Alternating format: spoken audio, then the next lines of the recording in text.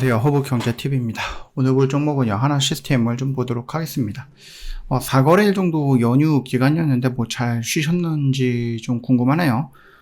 저는 시골 내려가서 잘 쉬다 왔는데 주말에 또 비가 와가지고 어린이날에 또 비가 와가지고 일단은 지금 미장은 크게 움직임은 없었습니다. 미장 같은 경우는 위에 61선이 있기 때문에 3대 지수가 다 올라가다 61선 맞고 조정받는 모습을 보여줬어요. 그리고 이제 4거래일 만에 열렸던 우리나라장이다 보니까 4일 동안 나왔던 뉴스들이 막 쏟아질 거 아니에요?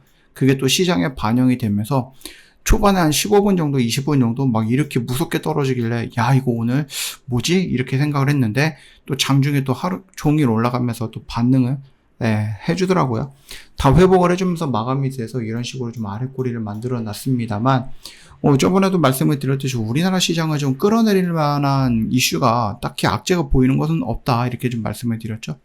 지난주에 또 이재명 대선 후보에 대한 선거가 좀 나오긴 해서 이걸로 인해서 혼탁해질 수는 있겠구나라고 생각을 했지만, 그럼에도 불구하고 당일날 우리가 뭔가 그렇게 급하게 볼 필요는 없다.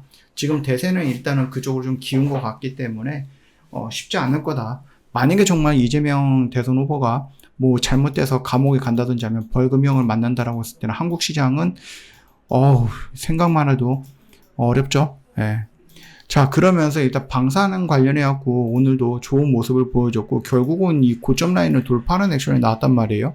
우리는 여기서 접근해서 여기서 절반 정리하고 나머지 물량 가지고 있는데 돌파가 나왔으니까 일단은 좀 가져가 보자라고 좀 말씀을 드려보겠습니다. 저번에도 말씀을 드렸듯이 실적, 그 다음에 성장성, 잠재력, 그 다음에 수주 받고 있는 현실, 이런 것까지만 놓고 본다라고 했을 때, 얘네들은 더 올라갈 수도 있는 자리야 라고 좀 판단이 되기는 했었죠. 다만, 그 확신이 아직까지는 딱 부족했었던 부분이었는데, 오늘의 양봉으로 인해서, 얘네들은 분위기가 여전히 강하구나, 라는 것들을 여러분들 좀, 이해를 하실 거라고 좀 생각을 합니다. 일단은 8일날, 9일날 트럼프가 또 무슨 발표를 한다라고 하긴 하는데, 글쎄요. 어떤 내용이 있을지는 모르겠지만, 일단은 오늘 뉴스가 좀 나와주면서, 이 캐나다 쪽이랑 우리나라랑 이 잠수함 관련해서 또 얘기가 나와주더라고요. 그래서 하나오션이라든지 HD 현대중공업이 캐나다 정부가 하고 있는 한 33조 원 정도 규모의 잠수함 도입 제안서에 공동 제출을 했다라고 보시면 됩니다. 한 8개에서 12척 정도가 될 것 같고, 이거 한 10년 정도 걸릴 것 같아요. 좀 장기 프로젝트이긴 하죠. 2035년도까지 인도할 계획이다. 그래서 캐나다 현지 정비시설 건설과 현지 채용 계획도 포함이 되고 있는 부분이다. 그래서 이런 이슈가 나와주면서 하나오션이 여기에 또 방산 쪽으로 또는 잠수함 쪽으로 한 발 딱 걸쳤다 라는 내용들이 좀 나와주면서 오늘 이 하나 시스템 역시도 긍정적인 움직임이 나와줬죠. 하나 에어로스페이스 역시도 다연장 로켓 또는 K9 자주포, 이 부분 역시도 캐나다군과 제안을 했다라고 얘기를 해주고 있는데, 규모는 한 1조 4천억 정도가 좀 볼 수 있을 것 같긴 합니다. 지금 캐나다 입장에서도 조금 그렇죠. 바로 옆에 이제 미국이 있기 때문에 미국의 무기라든지 이런 것들 가져오면 돼요. 그리고 미국이랑 거의 제가 생각했을 때 영국과 미국보다는 미국과 캐나다가 훨씬 더 가까운 나라이거나 아니면은 뭔가 이제 동맹국이라고 해야 될까요? 아니면은 그렇게 좀 봐도 될 것 같거든요.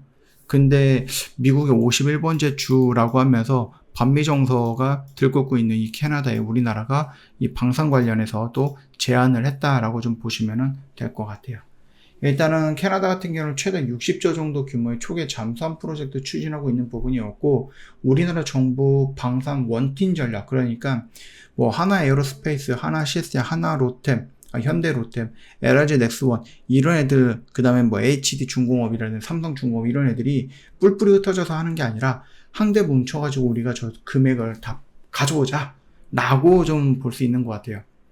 하나 시스템 같은 경우 여러분 알고 계시겠지만 무기를 만드는 회사는 아니에요.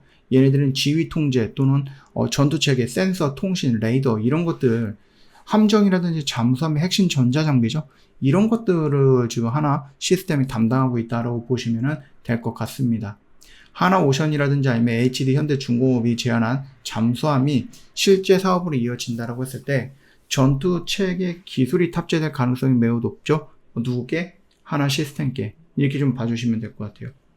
일단은 미국, 영국과 방산 연계성이 굉장히 높은 나라거든요. 캐나다가. 근데 만약에 캐나다 수출을 성공을 한다라고 했을 때 미국과 영연방 국가 확장 가능성도 기대가 되고 있기는 하지만 쉽지는 않을 거예요. 예. 우리나라가 무기를 잘 판다고 하니까 트럼프가 또 자신들의 무기를 훔쳐갔다라고 하면서 우리나라한테 또 제재를 가하든지 아니면은 우리나라 무기 파는 데에 대해서 조금 뭐라고 할 수도 있는 부분이거든요. 그렇기 때문에 캐나다까지는 건들되 미국이라든지 영국을 뭐 진출하겠다라고 하는 생각은 조금 자제하는 게 좋지 않을까. 예, 너무 욕심을 내다가 잠자고 있는 호랑이 이 코털을 딱 건드려갖고 깨버리게 하면은 또 우리나라 또 어렵잖아요. 그래서 이번에는 조금 뿔뿔이 흩어지는 게 아니라 그냥 서로 갖고 있는 기술력을 합쳐가지고 그냥 원팀 코리아 이런 식으로 해가지고 방산으로 조금 큰 수주를 좀 따내오자 뭐 이런 부분이다라고 생각하시면 될 것 같아요. 뭐 그뿐만 아니라 뭐 우리나라에서 놓고 보면은 K방산 1분기 매출액이 첫 8조 원을 돌파했다고 합니다. 수주 잔고만 해도 무려 100조라고 합니다. 어마어마한 부분이죠. 얘네들은 이제 계속해서 늘어날 거예요. 폴란드, 호주, 노르웨이 등 다양한 국가에서 대규모 방산 수출 계약이 이어지면서 실적 견인을 이끌어왔다. 우리나라 뭐 전투기도 있고 천무도 있고 잠수함도 있고 K9도 있고 K2 뭐 이런 것들도 있거든요. 그러면서 지금 이게 뭐 꼭 하나 시스템은 아니겠지만 그래도 우리나라의 방산이라는 전반적인 그 업황의 분위기만 놓고 보면은 긍정적으로 우리가 생각해 볼 수가 있다라는 거죠. 일단 이 부분들이 하나 시스템에 어떤 긍정적인 영향을 줄 수 있을 것인가라는 부분을 놓고 본다라고 했을 때에는 당연히 뭐예요?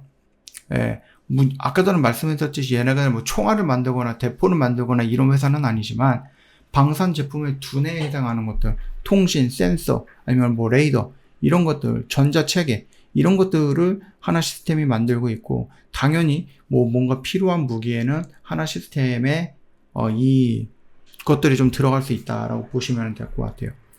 방산은 계약 후 납품까지 수년간 걸리는 장기 기업이기 때문에 장기 사업이기 때문에 수주 잔고가 커졌다라는 것은 하나 시스템이 앞으로 수년간 안정적인 뭐 돈을 벌 수 있다. 그걸 이미 확보해 놨다라는 의미로 우리가 해석해 볼 수 있다라는 거죠. 뭐 갑자기 무기를 팔았는데 막 오작동이 나왔고 막 전투기가 뚝뚝 떨어진다든지 아니면 K9이 미사일이 안 나간다, 대포가 안 나간다.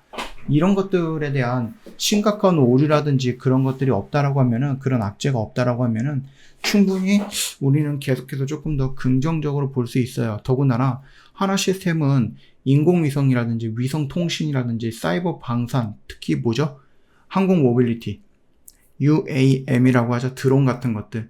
그쪽으로도 연관이 되어 있는 부분이기 때문에 뭐 미국에서는 뭐 사람이 타 있는 이런 전투기가 굉장히 좀 뭐라 그럴까 안 좋게 얘기를 하더라고요. 물론 이제 그거는 이제 머스크를 통해 갖고 트럼프 쪽으로 넘어가는 그런 의견인 것 같은데 뭐 어찌됐든 간에 이런 애들 대신해서 무인기라든지 드론이라든지 그쵸? 이런 것들에 대한 성장도 우리가 기대해 볼 수 있지 않을까라고 생각합니다. 그래서 시스템을 놓고 본다고 했을 때는 이 정도만 여러분들 좀 챙겨보시면 될 것 같고 말씀드렸던 대로 이 고점 라인을 좀 돌파하는 모습이 연출됐는데 조금 아쉬운 게 뭐냐라고 했을 때에는 전고점을 돌파할 때 터지는 이 거래량들이 조금 부족한 것 같아요. 이 전고점을 돌파할 때 이 거래량이 그래도 이 정도까지 좀 터져줬으면 더 좋았을 것 같은데 라는 생각을 하고 있기는 합니다. 그래서 여러분들 여기서 내가 신규로 뭔가 따라 들어가겠다라고 하는 입장이다라고 하면은 저는 일단은 좀 보류하고 좀 기다려 보는 게 어떨까, 한 템포 좀 더 늦춰서 보는 게 어떨까라고 생각해요. 어차피 우리는 뭐예요? 32,500원 이 언저리 라인이 평단으로 세팅이 되어 있고 그 아래 구간에서는 여기서 이미 우리가 1차, 2차로 접근했었던 부분이잖아요. 그렇기 때문에 충분히 지금 이 구간 라인까지 왔다라고 하면 여러분들 여기서 욕심을 내갖고 뭐 신규로 들어간다 아니면 비중을 여기서 또 추가한다. 불타기 한다. 이런 것들은 지금 생각할 수 있는 영역은 아닌다라고 생각합니다. 그 점 참고하시고요.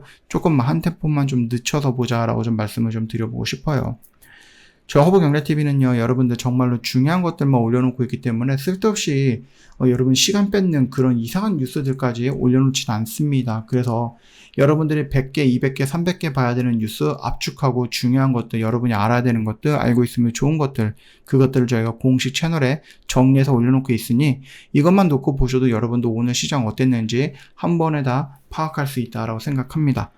예, 그래서 여러분들이 쓸데없이 막 이상한 뉴스들 막 300개 찾아볼 바에는 저희 공식 채널 한번 들어오셔서 여기 있는 것들을 차라리 정독해 봐라라고 말씀을 좀 드리고 싶고요. 저희 영상 댓글에 뭐가 있어요? 링크가 있잖아요. 이거 클릭하시고 들어오시면 돼요. 여기 있는 모든 것들 뭐예요, 여러분들? 다 무료예요. 아시겠죠? 오늘도 정말 고생 많으셨습니다.